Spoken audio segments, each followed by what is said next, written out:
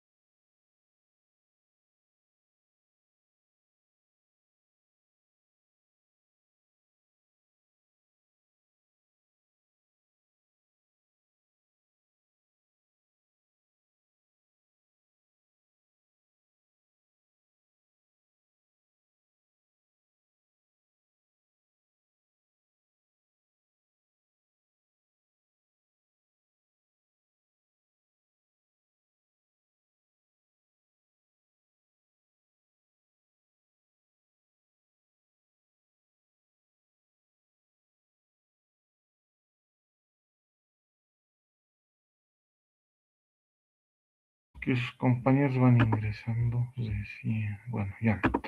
Entonces, la endocrinología es la rama de la medicina que va a estudiar las glándulas de secreción interna, sus secreciones específicas que van a ser llamadas hormonas y las enfermedades que va a tener estas glándulas. También va a tratar todo lo que corresponde a la biosíntesis, el almacenamiento y la función de estas hormonas, además de sus mecanismos reguladores, porque puede existir enfermedades que tengan alteración tanto en la síntesis, en el almacenamiento, en la distribución o específicamente en los mecanismos reguladores a través de sus receptores.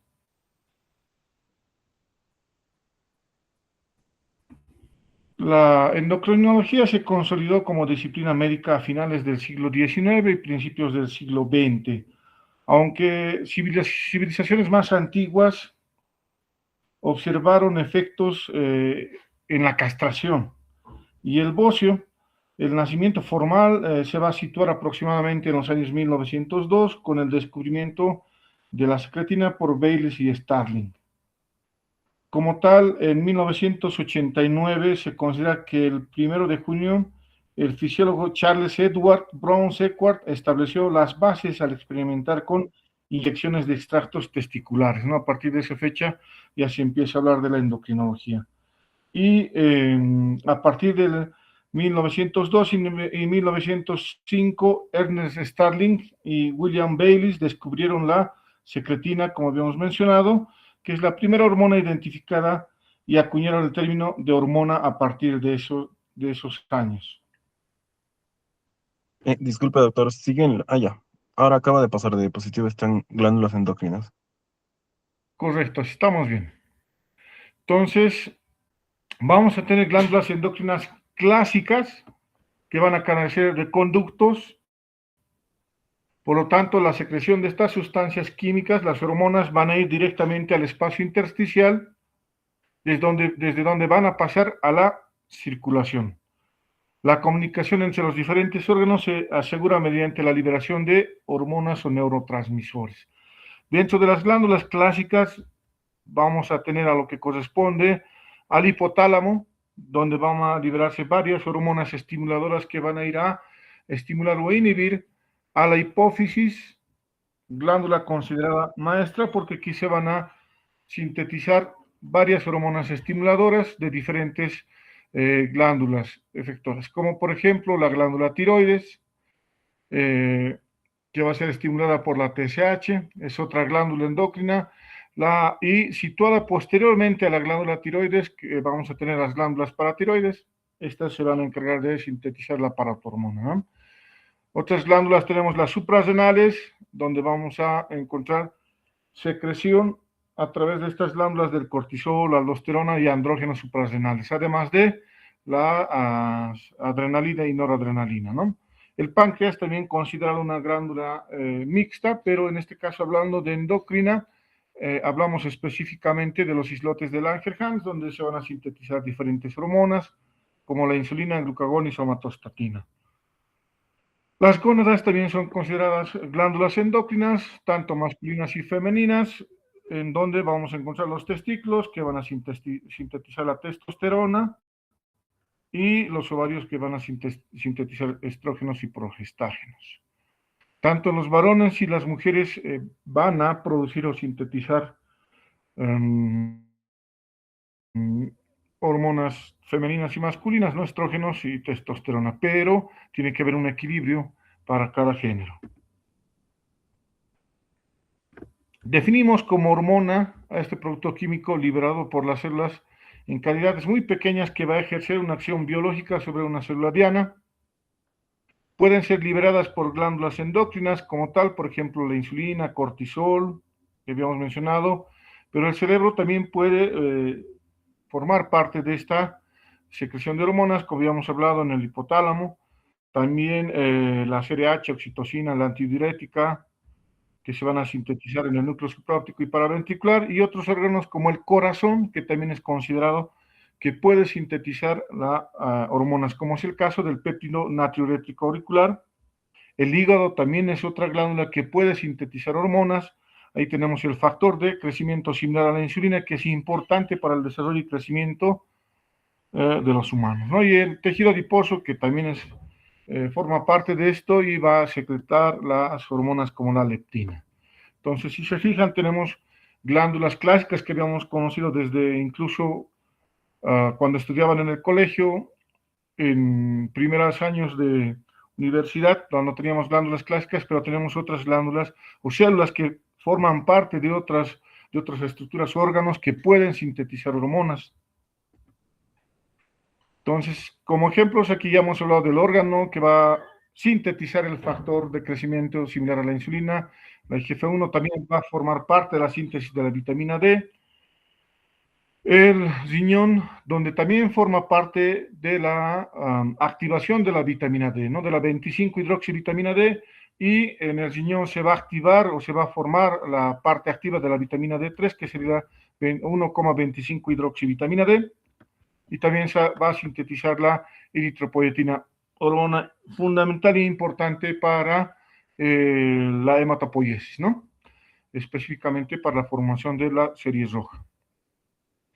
En el corazón ya habíamos visto el péptido natriurético auricular, el tipo B también, que son hormonas que van a ser sintetizadas a nivel celular en el corazón, tejido adiposo, no solamente la leptina, la adiponectina, la resistina, las interleucinas, factor necrosis tumoral alfa, y las células inmunocompetentes activas, que van a sintetizar interleucinas 6 y 1, factor de necrosis tumoral alfa, ¿no? Y el endotelio también forma parte de este gran grupo celular que pues va a fabricar, sintetizar hormonas, ¿no? Donde tenemos la prostaglandina, el óxido nítrico, interleucinas como tal. Dentro de las funciones que tiene las hormonas y todo lo que corresponde al sistema endocrino, vamos a tener el crecimiento y desarrollo, que es fundamental para los seres humanos, donde van a participar la hormona de crecimiento, IGF-1, la insulina, varias hormonas van a participar en esta función. En la parte de reproducción, que es importante para toda la parte de los seres humanos, la reproducción, ¿no? Para la descendencia. Mantenimiento del medio interno, el equilibrio que vamos a tener en nuestro cuerpo, la homeostasis, también es función importante de las hormonas. La respuesta adaptativa al estrés, ahí tenemos la liberación o la ondulación en la liberación y secreción de lo que corresponde al cortisol y otras hormonas que se encargan de, pues, mantener el equilibrio en situaciones de estrés. Estamos hablando también de la adrenalina y noradrenalina en el caso de la respuesta adaptativa al estrés.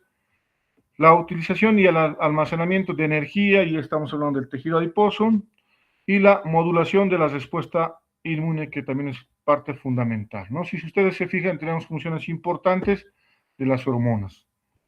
Estas pueden actuar a nivel intracelular que se denominaría intracrina, se puede liberar la hormona y puede volver a ser utilizada, a esto se llamaría autocrina, o la paracrina, ¿no? Que va a ser sintetizada, va a ser liberada hacia el torrente sanguíneo y puede ser utilizada por las otras células o inclusive por las mismas células. Eso en circulación local. Y en la circulación general como tal, la denominada endocrina, donde vamos a tener una célula blanco distal. Por ejemplo, hablaríamos de la tiroides, las células tiroideas que van a liberar la hormona tiroidea, la T4 y la T3, libre en este caso, que son las importantes que se van a encargar de la acción como tal, sean liberadas hacia el torrente sanguíneo y van a ir a actuar en diferentes células efectoras. Recuerden que las hormonas tiroideas van a actuar en muchos órganos y sistemas de nuestro organismo, desde piel y tegumento, sistema nervioso, sistema cardiovascular, digestivo, etcétera, ¿no? Entonces, ese por ejemplo, ¿no? Y la parte neuroendocrina, donde vamos a tener la síntesis y liberación a través de las neuronas, que van a liberar sus hormonas al torrente sanguíneo y van a actuar sobre las células blanco distal, ¿no? Las células neurosecretoras.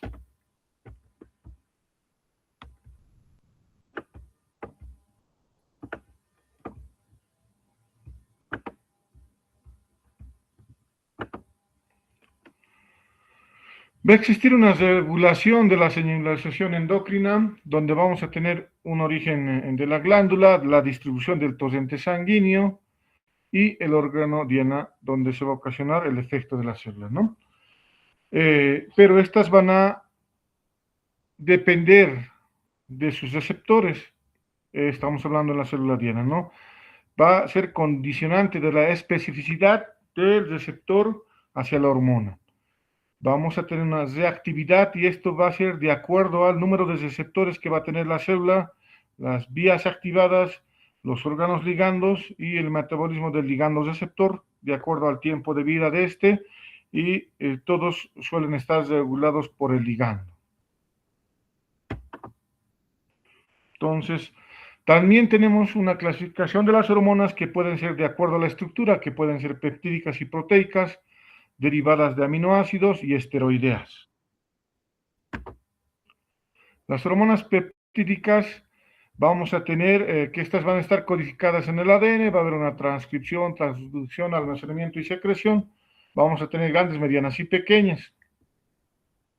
Dentro de lo que corresponde a las grandes tenemos la prolactina, la hormona de crecimiento, las medianas la LH, FSH, TSH, las pequeñas la TRH, la GNRH, ADH, calcitonina, y consideradas como péptidos formados por aminoácidos en número menor de 70 y con peso molecular e hidrosolubles vamos a tener como ejemplos la IGFS, la TRH, la GNRH, la CRH y la GHRH. ¿De acuerdo? Estos que se van a sintetizar a nivel del hipotálamo. Las proteínas formadas por aminoácidos en número mayor de 70, de alto peso molecular, que también son hidrosolubles, puede también haber liposolubles. Tenemos la hormona de crecimiento, prolactina, lactógeno placentario, LH, la hormona coriónica humana, la FSH y la TSH, ¿no? Eso como ejemplo de hormonas proteínas. También tenemos las hormonas derivadas de aminoácidos como tal, de la tirosina, que vamos a tener la T3, T4, LNA, del triptófano vamos a tener la melatonina, y las hormonas esteroideas que van a derivar del colesterol. El colesterol no es malo, solamente si lo tienen muy alto es que va a tener o va a ocasionar problemas. Sin embargo, el colesterol se requiere para la síntesis de hormonas, ¿no? Todas las que van a derivar del colesterol son liposolubles y esta tiene una característica de que no se almacenan, van a ser síntesis de nuevo, ¿no? Por ejemplo, las hormonas sexuales, los corticoides adrenales, la vitamina D y algunos derivados de esta. Son importantes estas hormonas. Entonces, no se olviden de la característica que estas no se almacenan, ¿eh? Dentro de lo que corresponde al mecanismo de acción hormonal, tenemos que hablar de los receptores, que son estructuras proteicas que miden las acciones biológicas de las hormonas. Van a mediar estas acciones. Y tienen ciertas características importantes. Hablamos de saturabilidad, que va a ser la capacidad limitada para unirse a un ligando. La especificidad puede ser relativa, que es la propiedad de ligar solo a alguna hormona. La reversibilidad, que es la capacidad de disociarse del ligando, unión no covalente. Y la afinidad, ¿no? Capacidad de unir un ligando a bajas concentraciones. Entonces son esas características de lo que corresponde a los receptores, ¿no? Dentro de lo que corresponde a la clasificación de los receptores hormonales, vamos a tener de membrana e intracelulares. Los de membrana, dependientes de canales, acoplados a proteína G, asociados a enzimas. Estas, a su vez, pueden tener una actividad enzimática intrínseca o, pues, mediada por citoquinas. Y las intracelulares, que pueden ser citoplasmáticos o intracelulares. Son los receptores que van a interactuar con las hormonas. Y aquí tenemos un ejemplo de las hormonas, por ejemplo, el receptor de angiotensina, que está acoplado a un segundo mensajero que forma parte del ciclo del fosfatilinositol, receptor de la hormona natriurética auricular, que tiene la característica de guanilato ciclasa, el receptor de la insulina, que tiene una característica de tirosincinasa, y el receptor de la hormona de crecimiento, ¿no? Que está acoplado al segundo mensajero, de tirosincinasa también. Entonces son algunos ejemplos de los receptores de diferentes hormonas que tenemos en el cuerpo, ¿no? Cada tipo de hormona tiene una característica diferente su receptor. La respuesta biológica, pues, va a ser, depende del número de receptores, concentración hormonal, afinidad de la hormona receptor y la hormona libre.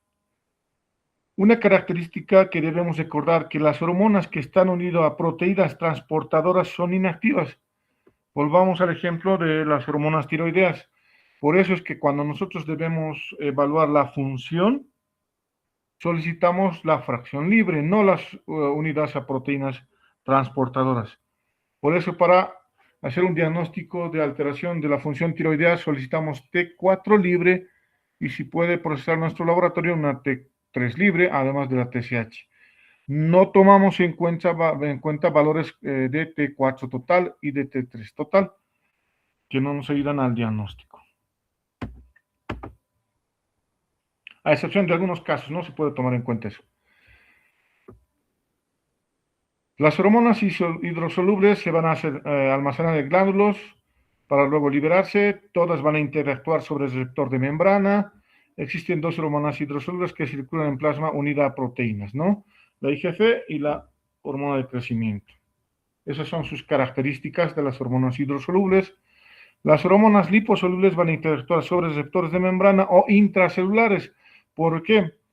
Al ser liposolubles, pueden atravesar la membrana plasmática sin necesidad de un transportador o interactuar con un receptor. Todas van a circular en el plasma unidas a proteínas transportadoras porque, pues, necesitan por su característica estructural.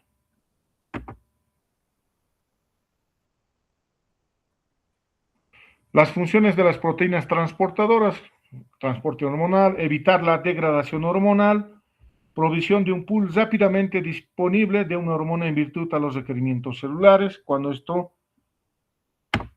la demanda es importante. Los ritmos hormonales: va a haber una producción variada, periódica. Puede ser esta liberación hormonal que depende de cambios de estación, como es el caso del ciclo circadiano. Para el ejemplo de el cortisol, vamos a tener mayor cantidad de liberación de cortisol en la mañana, pero en la tarde va a disminuir bastante.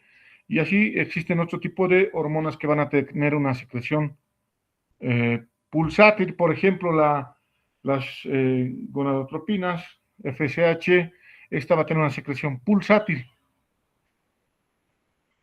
Y así vamos a tener diferentes tipos de liberación de las hormonas, ¿no? Aquí, por ejemplo, nos habla del cortisol. Bueno, la hormona de crecimiento, que es otro tipo de hormona que vamos a tener un ciclo de liberación pulsátil, ¿no? donde se va a empezar a liberar y actuar durante el sueño, ¿no? También se puede estimular haciendo el ejercicio, pero la hormona de crecimiento empieza a actuar durante la noche, es por eso que se recomienda a los adolescentes y niños que no usen pantallas durante la noche.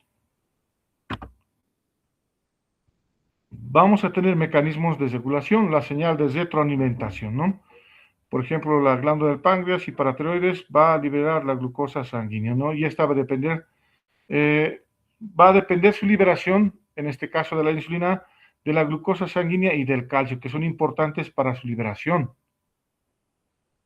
Si nosotros vamos a tener una glucosa plasmática alta, esta va a estimular a la liberación de insulina. Eso es lo que pasa en la secreción también pulsátil o secreción, elevación de la glucosa postprandial. Esta elevación de la glucosa postprandial va a estimular la liberación de la insulina.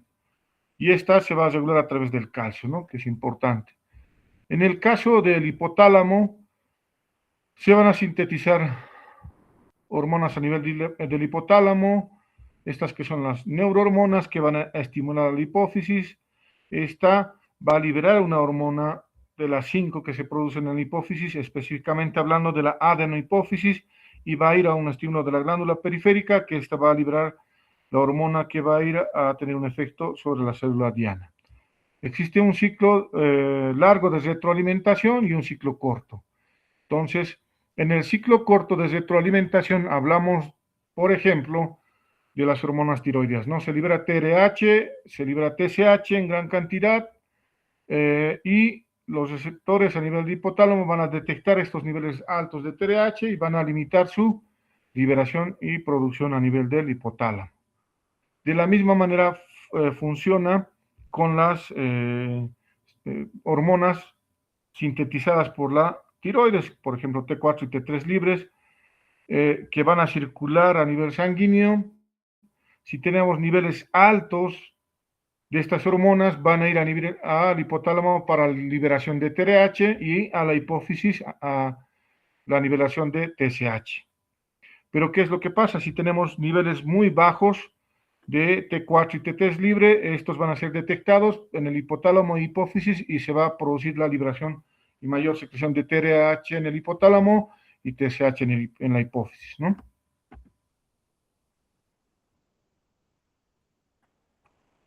En este otro gráfico vemos las mismas características que el anterior. Hablamos del feedback, que es el mecanismo que permite mantener los niveles hormonales dentro de un rango fisiológico, teniendo en cuenta las necesidades metabólicas del organismo.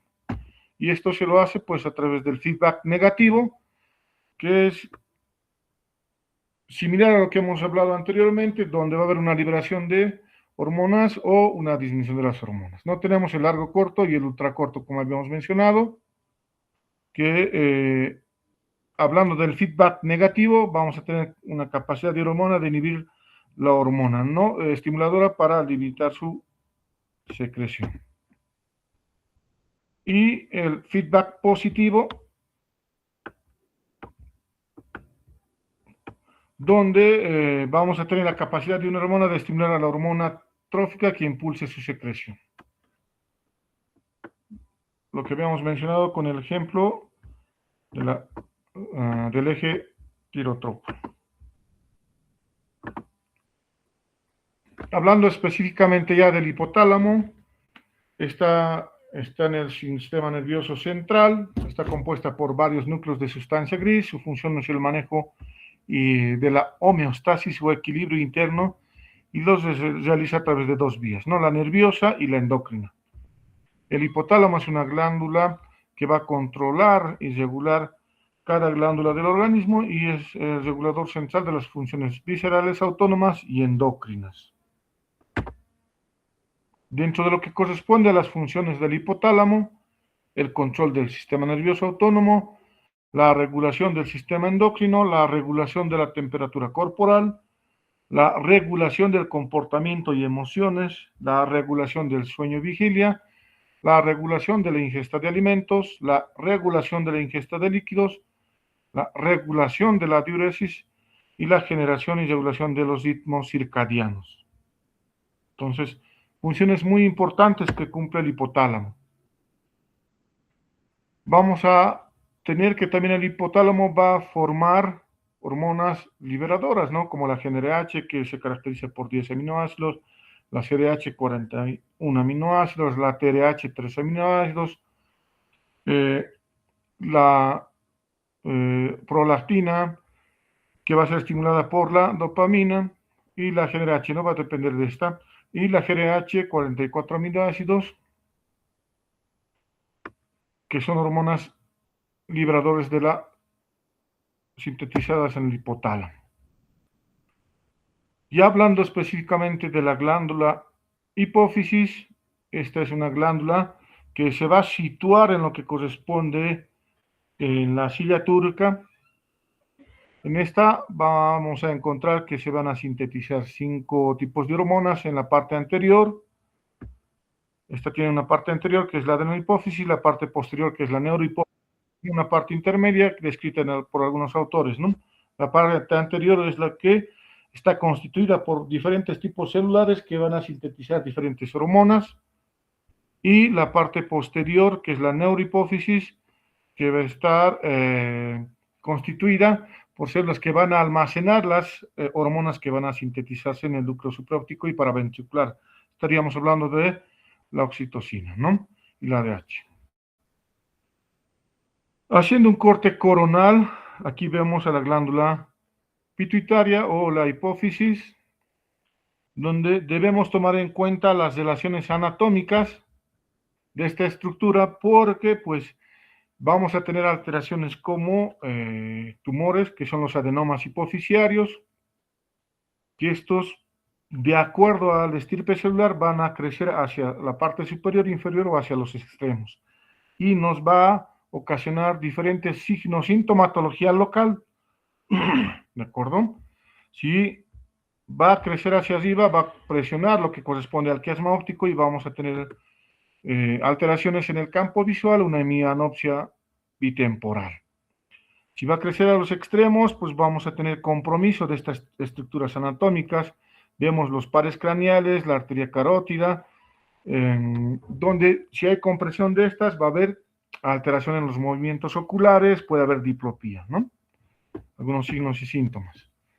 Dentro de lo que corresponde a esta glándula, que es la hipófisis, vamos a tener 5 ejes que se deben valorar. El eje córtico-tropo, el tirotropo, el gonadotropo, el somatotropo y el lactotropo. Entonces, en el eje córtico-tropo, el hipotálamo va a sintetizar la CRH, va a estimular a las células hipofisiarias para que sinteticen la hormona corticotropa, que es la ACTH. Esta va a ir a estimular a las glándulas suprarrenales para estimular la síntesis y liberación del cortisol, y este se va a encargar de la homeostasis y función celular, ¿no? La hormona del estrés, que la denominan. El eje tirotropo, a nivel del hipotálamo se libera la TRH, va a estimular a la hipófisis, adenohipófisis, liberación de la TSH, esta va a estimular a la tiroides, se libera T4 y T3 libre, y van a ir a, estas hormonas van a ir a actuar a diferentes órganos y sistemas, ¿no? Y las hormonas tiroideas van a tener 2 tipos de funciones, genómico y no genómico, ¿no? Y ahí estamos hablando de la síntesis de proteínas y la termogenia. El eje gonadotrópico, donde en el hipotálamo se va a liberar la GnRH, en la adenohipófisis la LH y FSH, que ambos van a ir a estimular a las gónadas, tanto en género femenino y masculino, ocasionando la liberación de testosterona, estradiol, progesterona e inhibina, ¿no? Lo que va a estimular la ovulación y la espermatogenia.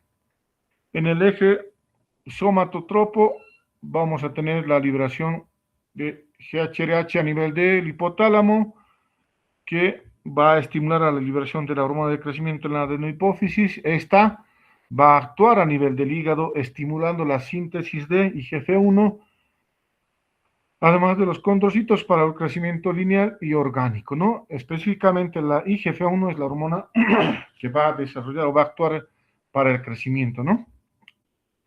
La hormona de crecimiento actúa a través de la IGF-1.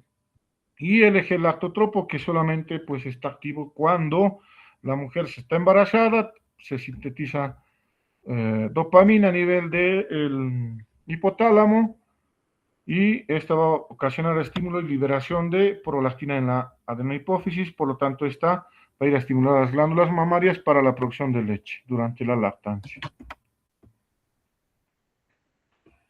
Vamos a tener diferentes factores de estimulación, la síntesis de las diferentes hormonas del hipotálamo, ¿no? Tanto del corticotropo, somatotropo, lactotropo, tirotropo y gonadotropo. Dentro de lo que corresponde a sus estimuladores, vamos a tener diferentes sustancias en cada hormona para ser liberada a nivel del hipotálamo y diferentes glándulas blanco, ¿no? La corticotropa aquí vamos a hablar todo en la diapositiva previa.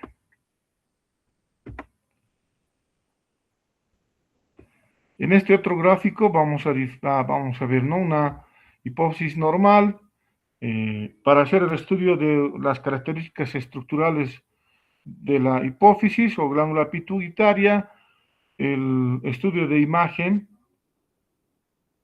que es más útil es la resonancia magnética con contraste. La tomografía puede ser útil, pero más específica y sensible es la resonancia. Entonces debemos solicitar una resonancia magnética si tenemos sospecha de una alteración, ¿no? Y en este gráfico podemos tener los adenomas, que pueden ser un microadenoma que mide menos de 10 milímetros, un macroadenoma que mide más de 10 milímetros y un adenoma agresivo, ¿no? Un macroadenoma gigante que puede medir a partir de los 4 centímetros. Y así se puede observar estas características en las resonancias, ¿no? Y va a variar del estirpe celular, que puede ser somatotropo, lactotropo, corticotropo, tirotropo, gonadotropo o adenomas no funcionantes.